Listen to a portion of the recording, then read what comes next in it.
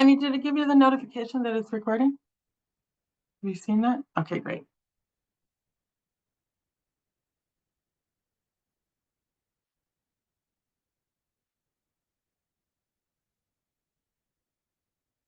And just a note that I won't be able to see the chat while I'm presenting today. So if there are questions, Haley is here as well. So Haley, if you see something and you need me to stop, just holler and I'll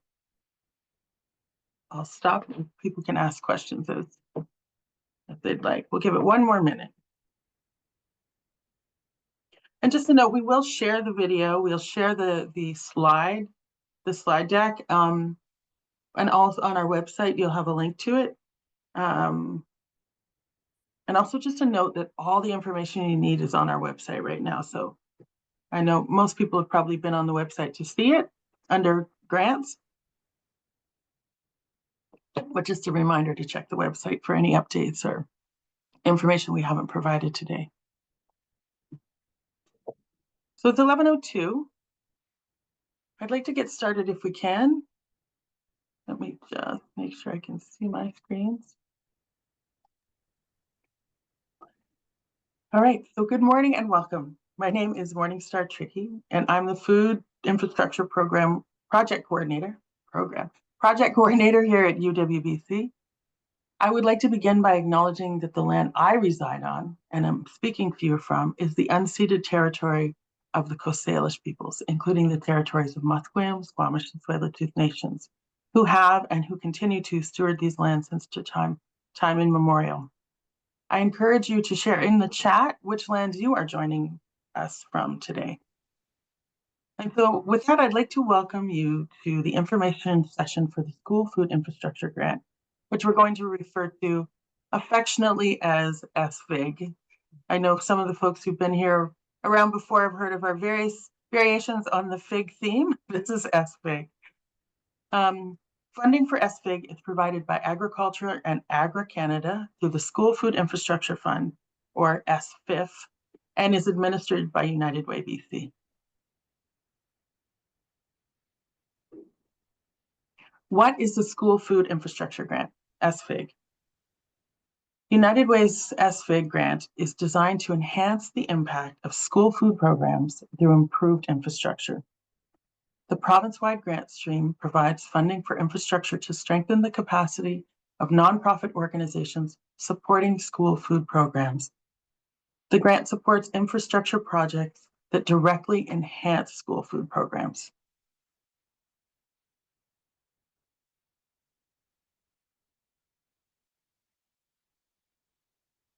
You can see here a list of key project outcomes.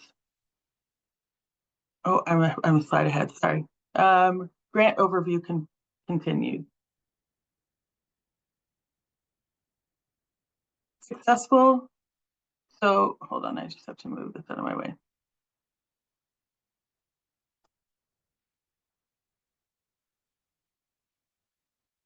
SFIG is a province-wide open grant call specifically for organizations providing school food programs to purchase, update, and share food infrastructure. This funding will support not-for-profits across BC to acquire equipment for preparation, processing, storage, and transportation of food. Key project outcomes. So if you look at this list of key project outcomes, successful applications will do these things. It'll help organizations increase capacity to deliver school food programs, which are defined as meals and/or snacks for schools. It will improve food environments within schools and strengthen community food security. And you'll see more details of this when you're going through the actual application. I don't know if any of you have had a chance to look at the application yet, but it is many pages and it's got a lot of detail to help you through this application. I think it's probably got some of the best instructions we've seen in a long time in terms of what we're actually looking for in this grant application. The funding amount for this, total funding for each applicant, is up to $50,000. So it can be less than $50,000, but it's up to $50,000 maximum.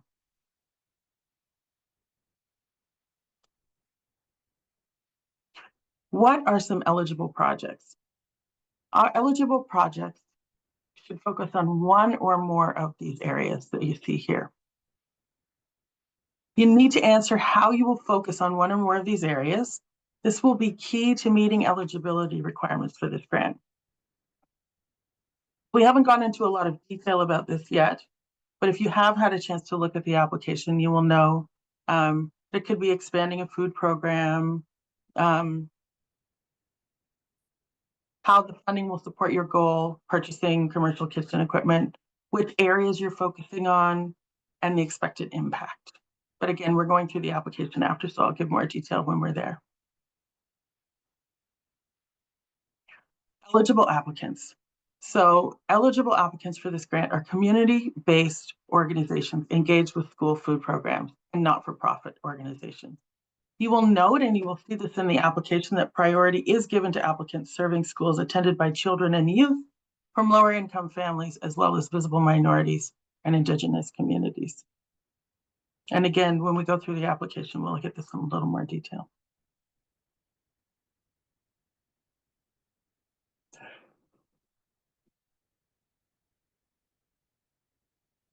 Ineligible applicants. So this is a pretty clear list of who's not eligible for this grant. So municipal or school bodies. So schools are not eligible. School boards are not eligible. Local governments, health authorities, not eligible. Governmental and quasi-governmental organizations, that includes First Nations bands and councils, are not eligible due to their classification as quasi-governmental bodies. However, Indigenous and other nonprofits serving Indigenous populations may be eligible. Government-affiliated school programs. Student nutrition programs run by school boards or governments are not eligible, but those operated by nonprofits may apply. And again, this list is on our website as well as on the application. For-profit entities also not eligible to apply for this grant.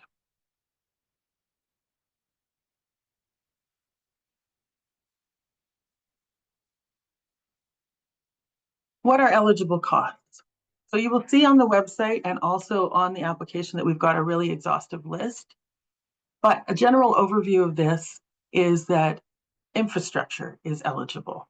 And we do have there is something that you will note, I think you'll see it a couple times on the application. If infrastructure and equipment must have a useful lifespan of at least 2 years after the project completion and be used to support the delivery of school food programs.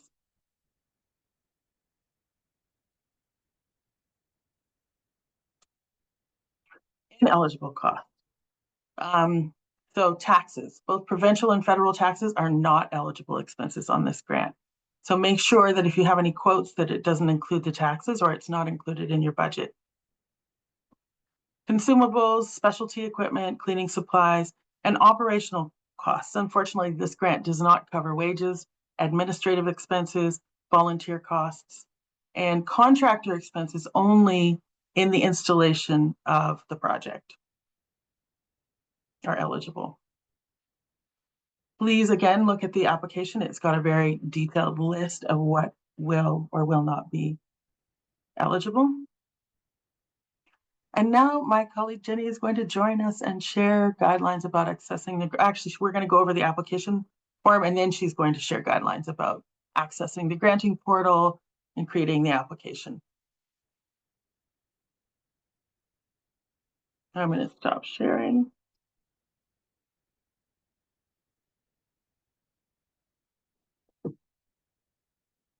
Thank you, Jenny. So give me a sec. All right, so the first 4 pages of the application are, we've just discussed a little bit in the slides that I shared. So the first project outcomes, what is eligible, what's not eligible. Page 4, ineligible and eligible costs. Page 4, it's got the timelines and the expectations of those timelines. I'd like to go to a couple of really specific pieces in this application. that you really need to pay very close attention to. I think it's page, is it page? Yes, 2.2, section 2.2. There are certain questions on this application where you'll need to look for something where it says note. And as Jenny is showing us in section 2.2, here we have a note and it says, when completing this section, describe how your project aligns with any of the following goals. So when you're answering the question, the project rationale and targets, you need to include that information. So you're filtering all your answers to the notes that are on the application. They are telling you what we're looking for, very specifically what we're looking for in your answer. So pay very special attention to those notes as you move through the application. And you'll see them show up quite frequently. On the next page, I think it's the next page. In 2.2, under grant-specific targets, this is something I wanted to point out to you. Under grant-specific targets, if you are serving students from grade 8 to 12, you need to put your details here. You must type in this text box, grades 8 to 12, along with any target numbers you have. So community event, for example. Are you able to show how it works, Jenny, just so people can see? Grade 8 to 12 are not, grades 8 to 12 are not included in these other specific targets. So you have to put the details into this text box here.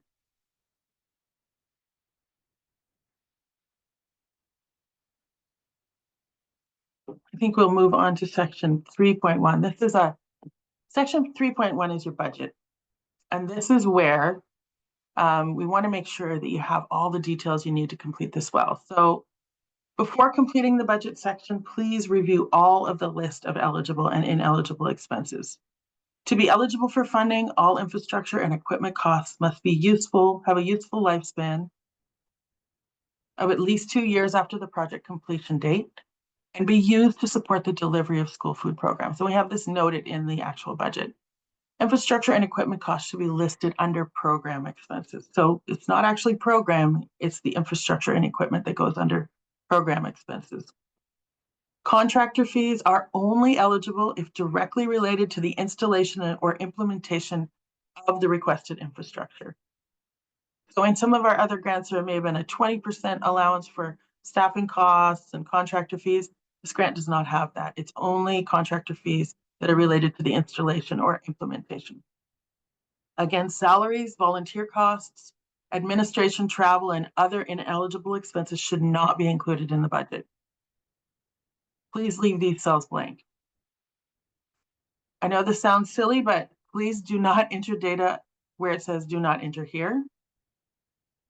The total of your application must equal the total amount you are requesting from UWBC, not your total cost of your project.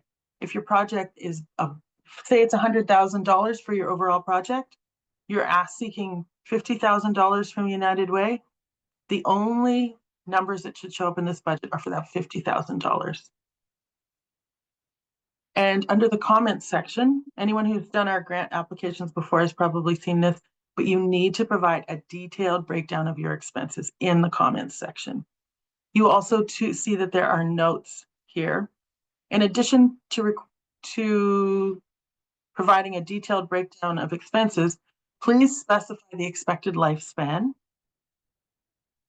of the infrastructure, and that's in that comment section. And again, the minimum requirement duration is use of 2 years. And now Jenny is going to show you how to register and get into the application, how to submit, how to attach documents, all the details. Great, thanks so much, Star. Hi, my name is Jenny Louie, and I am the Impact and Granting Coordinator here at United Way, British Columbia. So just to start off with, some of you, or most of you probably found out about this info session through our grants page, but as Star mentioned, all of the information is here. And to get to the grant page, you just need to go to Our Works, apply for grants, and look for school food infrastructure grant. And the details are here. You can find the Word template of the application form in case you wanted to work on the application form through a Word template and then copy and paste your answers into the application form. And there's all the different details. And as well, once this recording is done, you will find the recording under this section as well. And to actually start the application, you can click on Apply Now, which will take you to our login page. So all of our grants here at United Way British Columbia is done through our Salesforce portal, which the address is resources.uwbc.ca. Some of you are probably already on our portal. If you're not on the portal, you do need to register. And to register, you're going to click on Haven't Applied Before. And when you do that, you are going to be taken to the next page where it's going to ask you if your organization has a charitable registration number, or if your organization does not have a CRA number, or you would like to use your organization name or First Nations band name. For those of you who are registered, does have a registered charity number, that means you are able to write tax receipts, donation receipts. Then you will click on the first option where it'll ask you to include your CRA number. If you don't have that, then you would just click on the second. And when you click on it, it's going to ask you to fill out your organization information, your address, if you have a CRA number, your CRA number. For postal code, please ensure that you leave a space in between, or else it's going to throw an error. And for province, make sure you just type in BC instead of the full British Columbia. And you'll click on next, and then it's going to ask you to type in your information. So your first name, last name, your email address, your title, and it's going to ask you for a geographical region. So please make sure you choose one that reflects the area that you are from. You're going to do the CAPTCHA and then click on sign up. When you do that, that request is going to come through to us, to an actual person who will verify your registration information and verify your organization. And then within 24 hours, usually it takes within business day, you will receive an email from info@uwbc.ca that will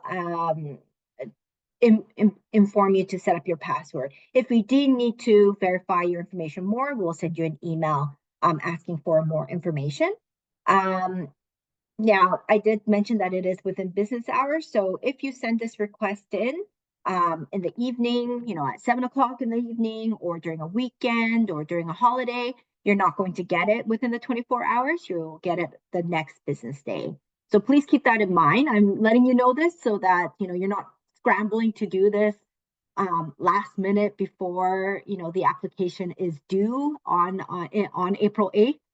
It does take someone to verify it, so please register early and go into the applications early so that you know what you're what you need to complete and so forth. Once you register, you're going to log in, and when you log in, you're going to see our homepage. Now, for those of you who already have an account with us, you'll notice that we have made some updates to our pages. So you'll notice a few different things. We do have a how to apply section where everything I'm going to go over with you today. Oh, it's showing up. Second here. Everything I go over with you today, you're going to be able to watch a video of it as well. So if you missed anything I say on how to use this portal, you can always come into how to apply to watch how to submit your application form. To start, you're going to click on Grant Stream. And you're going to click on the School Food Infrastructure Grant and click on Start a Grant Application. Now, only one application can be started per agency. It's not per person. So if you have multiple people in your organization that have accounts, it's still going to be by organization. So if I started it and Haley's trying to start, it's going to give Haley an error message. And when you start the application, you're going to come to this page. Now, if it says that, if it gives you an error message saying like you've already started an application, what you need to do is go into My Application, and you're going to see a list of all the applications that your organization has already started or submitted through us. And you're just going to go scroll down to find the school food infrastructure and click on it, and it will take you to the application form. Star had gone over the details of the application form for you. All I'm going to go through is how to actually save and submit and use the form.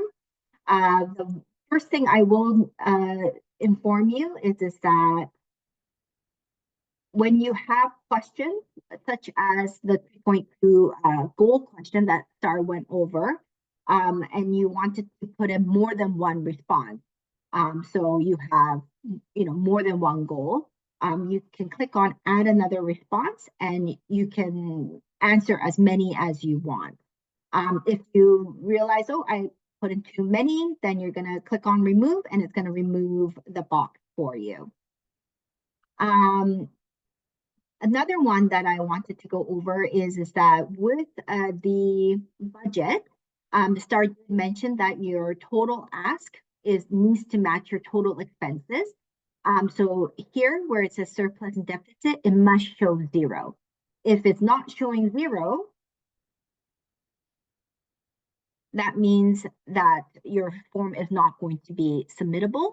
So please ensure that you do not see any surplus or deficit, and that you are actually seeing a 0 when you are trying to submit.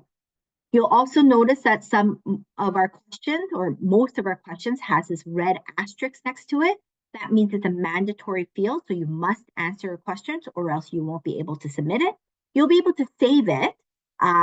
So, please save, as you go on.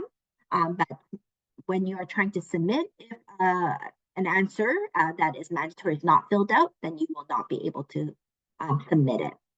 So as you can see, to go through our pages of our application form, there is a previous page or next page button at the bottom.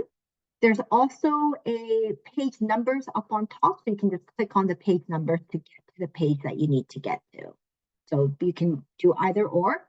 What I would really recommend is that when you finish a page, before going on to the next one, save. We don't want you to lose your work. This is still a online based system, so it is easy to lose your work. You might accidentally close a page or press the back button, or you might have an internet glitch. So we want to reduce the amount of work that you lose. So after you finish a page, click on save. And when you click on save, you're going to see this resume later text box show up. Just verify and click on save again. And when you see this, like you see it grayed out and you see this like red mark showing up, wait, don't close it, don't press the back button. It takes a little bit of time for the save to go through. It usually takes about a minute or two. So please don't close your screen or change your screen until you see this message pop up where it says, thank you, your application is saved. It also says, please do not click on the start a new form button. Unfortunately, we couldn't disable this function, but when you click on it, it just kind of does nothing. So don't click on it. You can go back into your form by clicking on resume this form now, or by refreshing it. Both work. So then you will be taken back into your application, and then you can just go back to the page that you need to work on to continue on. Now, when it looks like you are ready to submit the last page, so for this application, it's page 15, you will see a submit button show up. You will click on that. And now, if there were any errors, so something was not filled in correctly, you will see this box pop up, and it says there are 8 problems with your submission. So you're going to go, okay, and it will take you to the pages where there are errors, and you'll see that the pages with errors show up red. And so here it's a mandatory question, but I didn't put a response in, and so it just wants me to put a field is required, so it wants me to fill in that box. Over here, it says that it's over word limit. So this question has 150 words max. Where there are word limits, you will see a note on it. So this one is over limit, so we need to change it so that it is no longer over the limit. Another error. No, there's these are all required fields, and I didn't put anything in there, so I'm just gonna type in and fill that out. And lastly, 2 errors on the budget. So as I mentioned, right now, the budget is not balancing. It's showing a surplus and deficit. So you need to go and figure out where the error is coming from, make sure that it balances. And we need to ensure that there's a comment here. So please put in your detail breakdown here. And then when you go back to the last page and try and submit again, it will let you submit. And I'll go over that just after I show you how you can put in supporting documents. So you'll notice that the application form, there's like this inside scroll bar, which is the actual application form. And there's this outside scroll bar that shows you if you wanted to upload any supporting document. So if you have any agreement with the school or school boards, or if there is any document showing quotes of the infrastructure that you're trying to purchase, or any other supporting documents that you think will be helpful for our reviewers to see, you can add files here. Please name your files with your organization name in it so that it is easy for us to distinguish, that it's yours. We do get random quotes that gets uploaded, and when we download things, it can get very confusing for us. So please ensure that you name your file with your organization name on it. And to add files, you just need to click on Add Files. You're going to go to Upload Files and select the file that needs to be uploaded. Click on Done, and it will let you upload. If you needed to delete the file because you put on the wrong one, or do any, like you want to put in a different version, you can choose these options. Now there is a View All button. Please don't click on it unless you've saved your work. So basically you would only click on View All if you wanted to see like all the files you uploaded, but if you click on it, it actually opens it into a new window. So like if you haven't saved, you're going to lose all your work. So please save first before you click on View All if you wanted to see all of the files that you've uploaded. But once you do that, everything's filled out. There's no more errors. You're going to click on Submit on the last page. And what it will let you do is it will let you go like see the whole application one more time before you submit. So you're able to see what responses you put in and make sure that it is what you need it to be.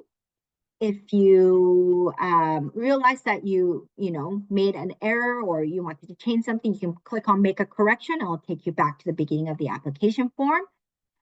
If you wanted to print this or save as PDF, you can do that now.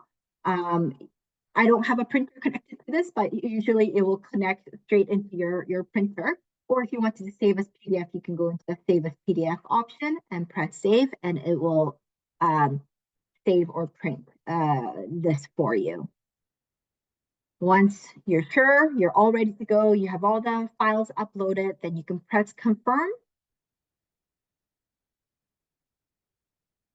And once again, when it says please wait and it has that red icon showing up, do not close or press the back button. Wait until you see this message where it says your application has been submitted. If you want, you can just refresh the page just to double check to see that your status of the application is now showing submitted. and you'll also see this message pop up as well. And you will no longer be able to save anything or submit anything. So that means if you submitted and you realize, shoot, I needed to change some other thing, you won't be able to do that. What you have to do is you have to reach out to us. I have to reopen the application, and then you can make changes. So ensure that once you submit, you cannot submit again until we reopen your application form. And then, yeah, I think that is it on how you can submit. Once again, I am here for you if you have any technical issues with the portal, and Star will be sharing my email address as well. So if you have any questions, please feel free to reach out to me and I can support you with your technical inquiries. Thank you so much, Jenny. Let me see if I can reshare my screen. One sec.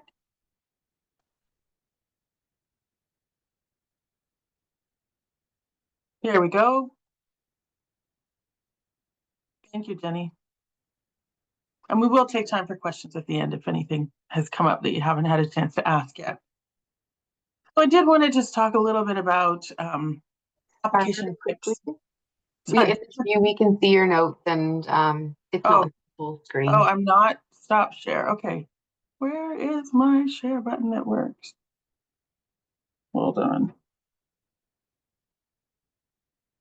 I hope it.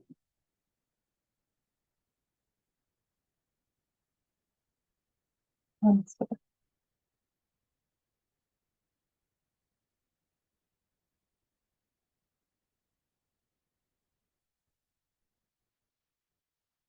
I'm not sure why I can't do that properly.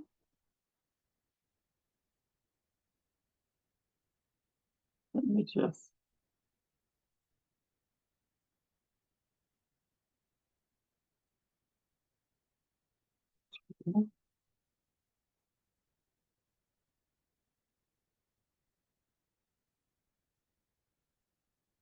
One sec.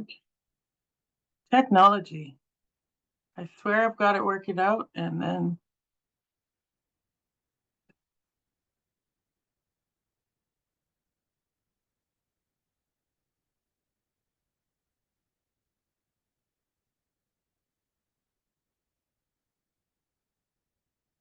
Is this giving you what you need? Can you see this properly? Yeah, that's perfect. Okay, great. Every time I stop presenting and then go back into it, I mess it up every time. Okay, so application tips and best practices. Some of these just seem very logical, but I do want to go over them because it's good. It's a good reminder.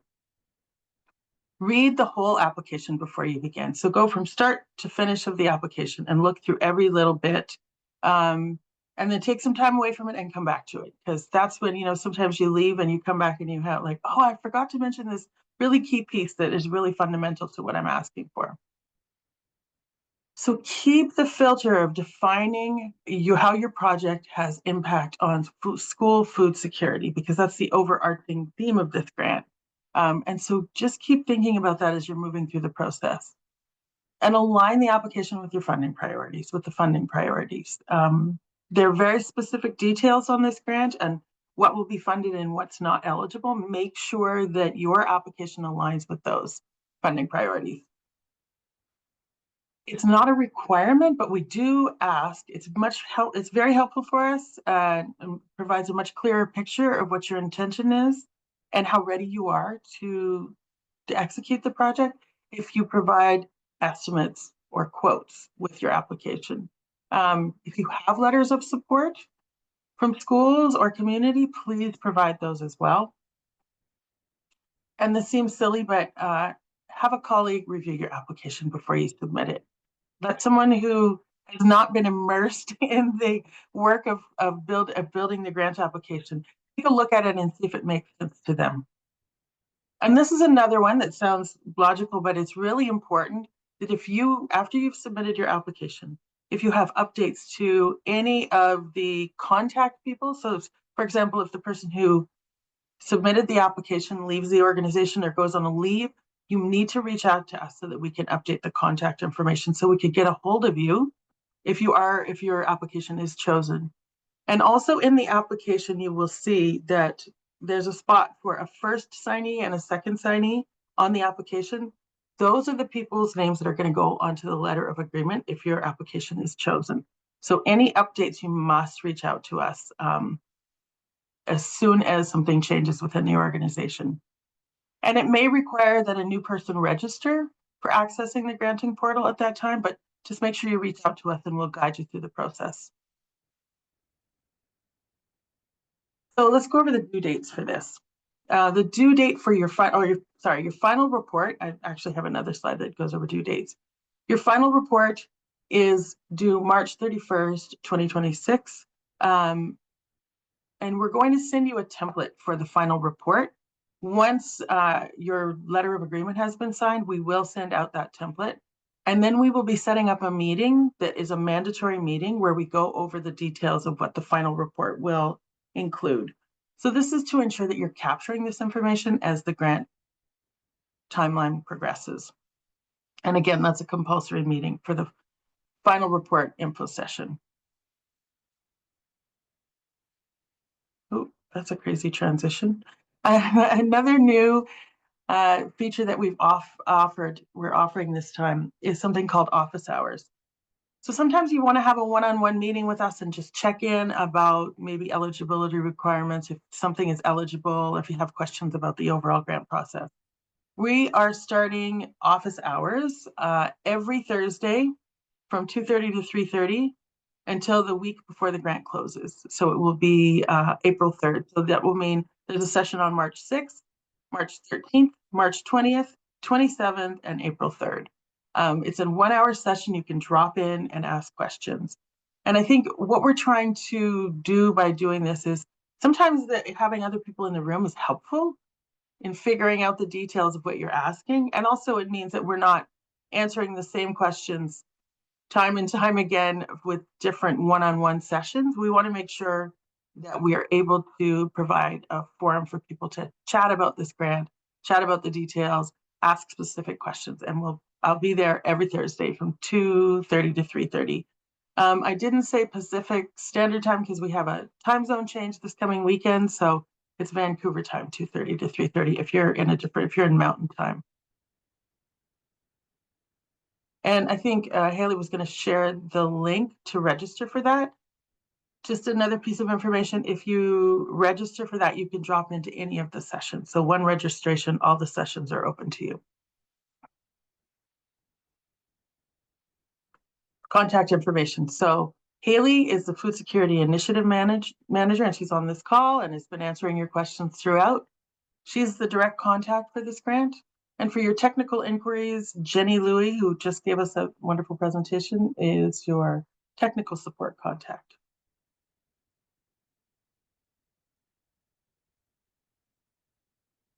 And here we are, the application process and deadlines. So the grant opened on February 25th at noon. It's closing on April 8th, and I think it will be PDT at that point. It'll be Pacific Daylight Time, but it'll be 12 noon Vancouver time. We will be announcing funding decisions and communicating with applicants towards the end of May, beginning of June.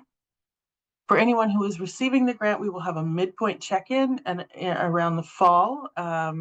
Obviously, we're open to check-ins at any time if you need them, but we will have an official midpoint check-in in the fall.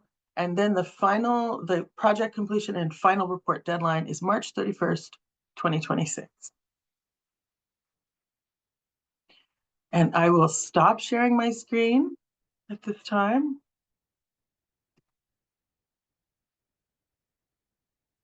And if folks have questions, we're happy to answer those now. Haley, Jenny, and I are all here to answer your questions. Igor? Okay, so on page 11, in grant application, it's a project rational targets. And now it says unique individual served. Does that mean planned individual served, current individual served? Then it says food hampers. Can you please explain me those? Because other grant specific targets, I understand. because you explained that one, but can you please explain this what's mean social meals? What is mean percentage of newcomers, refugee participants? Is that, and how I can know that if I'm working with a school and I'm bringing food to the school and school is actually dealing with the students and dealing with the parents? And if I'm asked who, and you get my point? I'm providing the food, but I'm not dealing with the students, and I'm not dealing with the parents. Okay, I think that would require you engaging with the school a little bit in preparation for the application, speaking to them about, for example, the newcomers, asking them what percentage of their students are newcomers and access those services. Does that make sense? Okay. So we this one percentage of racialized participants. That's also like from the schools. Yes. All of this. Who would be Okay. What would be accessing the program? Okay. So the bottom can be for the schools, but what mean food hampers, snacks, prepared meals, social meals, and cut K3? That's your anticipated outcome of the program. So if you're planning on having, say, 3 social meals a week, that would be what you're reporting on or speaking to in the application. 3 social meals. So I don't understand the word social meals, especially with the number of 3. So social meals, it's a United Way BC term. That's something that we use, but it's basically like a community kitchen or say a breakfast program where students get together to share a meal together. That would be considered a social meal. Okay. And prepared meals will be meals which are prepared in a kitchen and then go out and feed someone else. Yes. Okay. And food hampers Someone will else be still within the school. yeah, and food hampers will be the hampers which we are providing to school, and then they're going out from the school and kids are bringing home. Yes. Okay. And that's per year, per month, per week, per day? Within the granting cycle. So from between now until March 31st, 2026. So all our projection, what will go out from the full grant circle? Correct. Okay, yes. Another one is specific equipment, because you put there, it's not eligible coffee machine, I understand, because we are talking about the kids, but then you put also deep fryer. What is the logic behind deep fryer? That is determined by the Ministry of Agriculture. And so they determined that that was not going to be an eligible expense. Only those two. Now we are talking only about deep fryer and coffee machine. All of the I think it says eligible, specialty equipment, right? But yeah, because special equipment which we are planning to buy, it's drying the fruits. So is that something in terms of the government which is special and it's not, or it's not special? And so how I can define what is special for the government? there is a full list on the website of all of the specific items that are eligible and are not eligible. So what we shared was more high level, but on the website, there's a specific list that you can refer to. So something like you just said, like a dehydrator, that would be eligible. Yeah. Okay.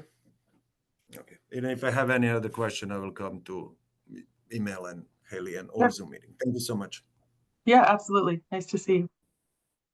And I know we have questions in the chat, but I do see Shauna's got her hand raised. Hi, thank you very much. I just wanted to just talk a little bit about the project that we are involved with. So I have a program that we refer to as CUHUST, which is a land-based program for youth at risk. And we have this school division that is crediting this program because it's land-based. So we take our participants out on the land. And oftentimes when we're taking them out on the land, always we feed them. But oftentimes we are out on the land berry picking, fishing, hunting. And so processing those would, for instance, be eligible. Am I correct? Haley, I'm going to Hello? let you answer this one.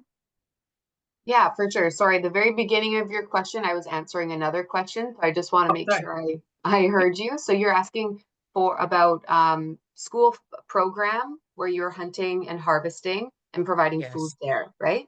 Yes, Yeah, while they're there, and then, of course, processing it, so going out to pick the berries, and then we can them, or we dehydrate them, or, so those sort yeah, thank you.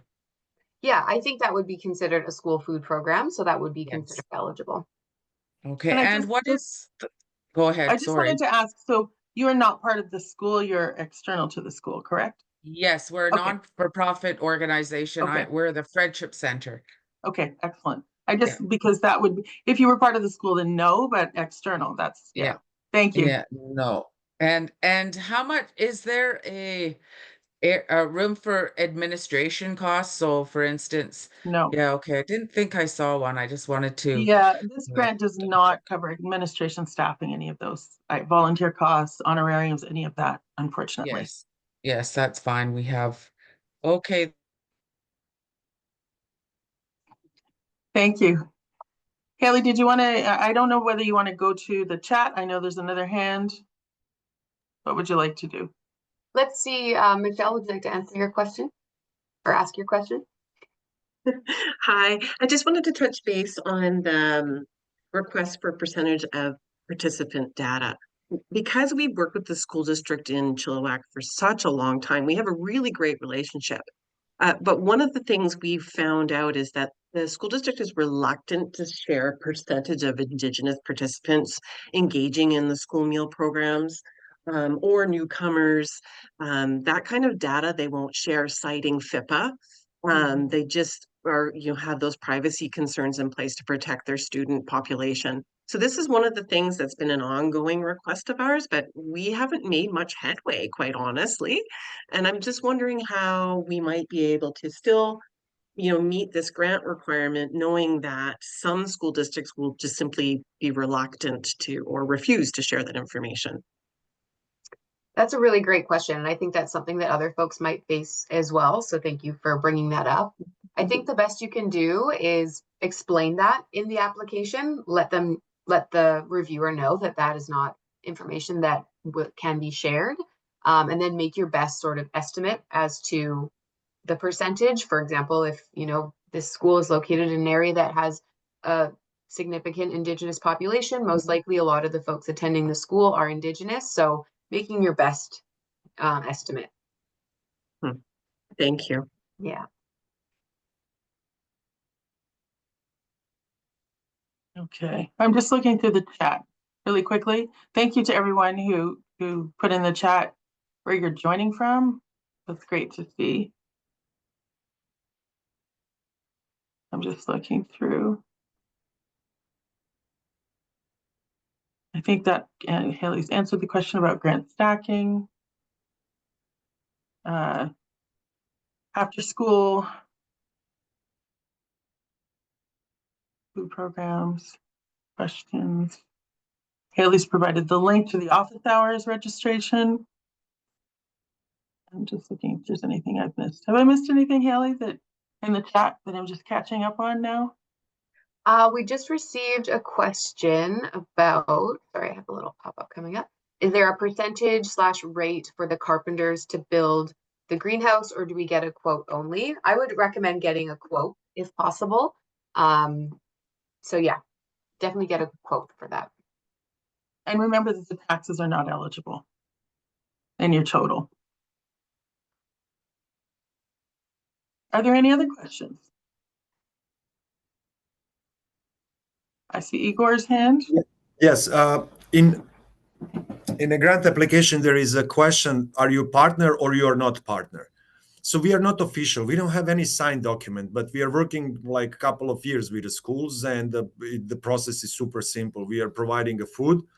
Some of them are prepared meals, some of them are fresh, and now they're making the food inside of the kitchen of the schools, and after that giving for breakfast and lunch. But we never signed anything with school district, and we are working with school district 44 and 43 and feeding over 2,500 kids. But I don't have anything like partner, when you're officially partners, and just we don't have that, but we are still working. So when I'm saying no, is not a partner, is that lowering the chance to get a grant, or is that changing something? Or when we explain our relationship, that's enough?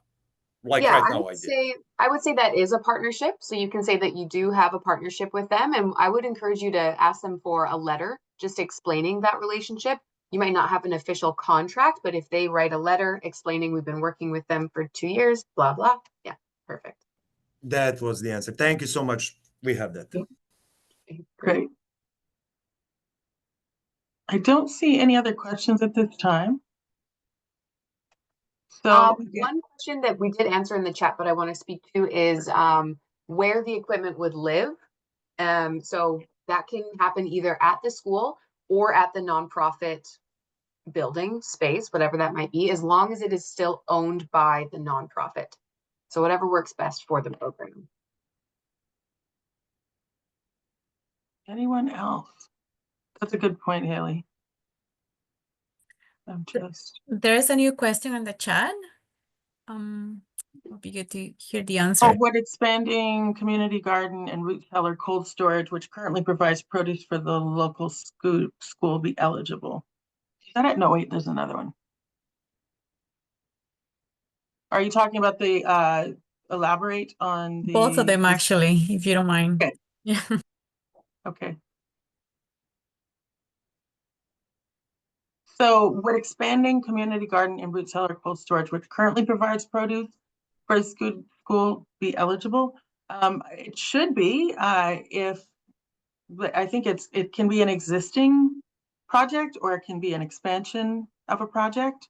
Of course, the cost would not be retroactively eligible, but you could absolutely, if it's a community organization. And then, hold on.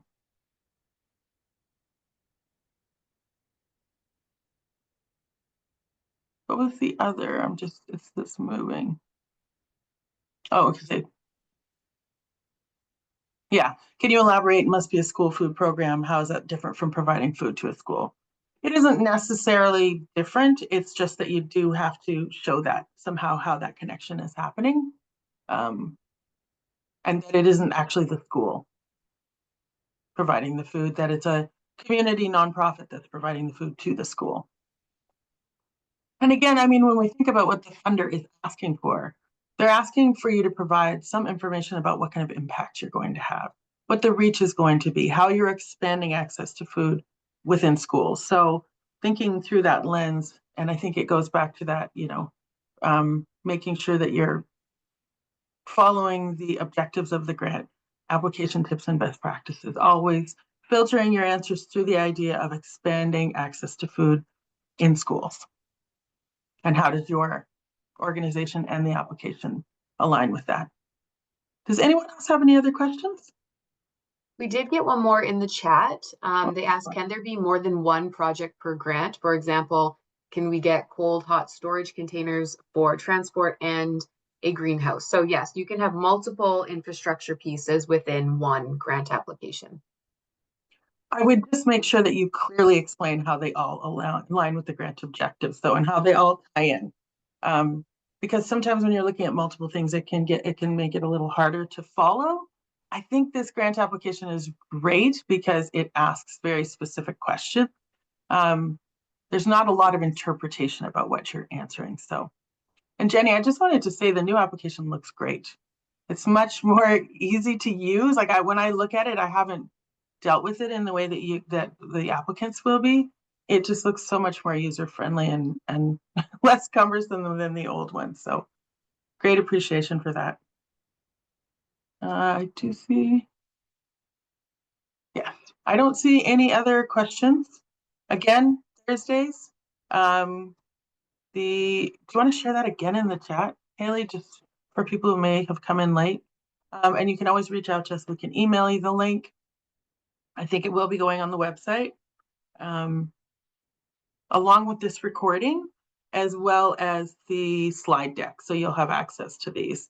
And the way that this presentation is ordered is along the lines of the questions in the application. So following along with the slide deck, it should be helpful if you have questions that haven't been answered in this moment. So, thank you, everyone, for coming today. We really appreciate it.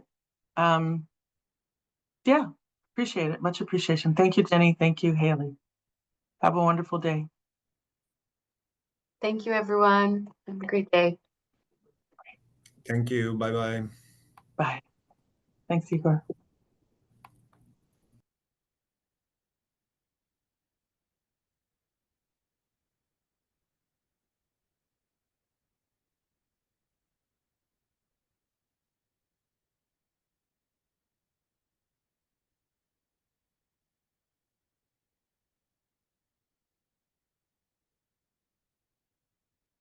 Okay, just give me a sec because I need to figure out how to stop recording. There we go.